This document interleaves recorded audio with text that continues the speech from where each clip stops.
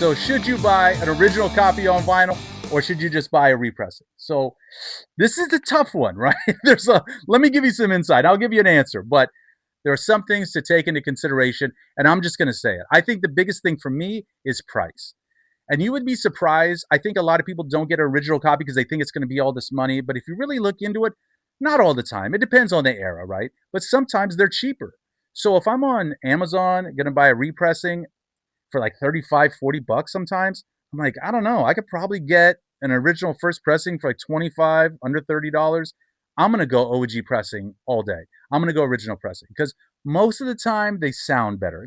That's in my experience. Some people say, oh, it's just like louder or whatever.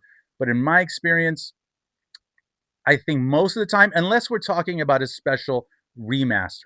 If you're talking about remaster, they're like, remaster from analog tapes, and those are special editions. I'm not talking about those. I'm just talking about your like readily available on Amazon or Target or Walmart or whatever, you're repressing. So you're comparing that to an original pressing. Most of the time, I think the original, for whatever reason, chances are it's going to sound better. But not only that, for me, and again, I'll say it because I'm old, it's nostalgic. The original ones are a piece of history, right? So regardless of what generation they were, 70s, 80s, 90s, whatever, they were from that era. So when you hold it, you're looking at it, you just have to know the collector in me is saying, I'd rather have that experience than a repressing. But I'll take a repressing all day. Don't get me wrong. I have plenty of them. Because if it costs too much, I'm just going to get a repressing. I'm not going to pay $100 for the OG copy.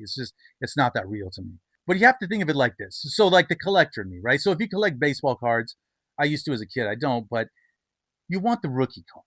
Do you, right? Do you want the rookie card or do you want the repressing of the rookie card that came out 20 years later that looks exactly the same, but it probably looks better, but it's not the rookie card, right? So the collector in you, I I'm going to lean towards the original pressings, right? It just feels cooler to own those pieces of history.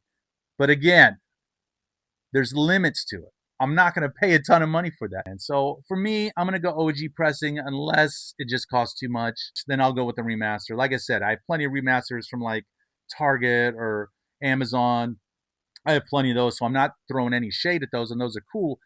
But if it's cheaper, I would go with an OG pressing. And I think a lot of people just go to Amazon and get the record when they should go to like Discogs or, eBay. Sometimes you get some good deals and check it out, man. You might be able to get an original pressing in good condition for less money. I don't know. Seems pretty simple to me.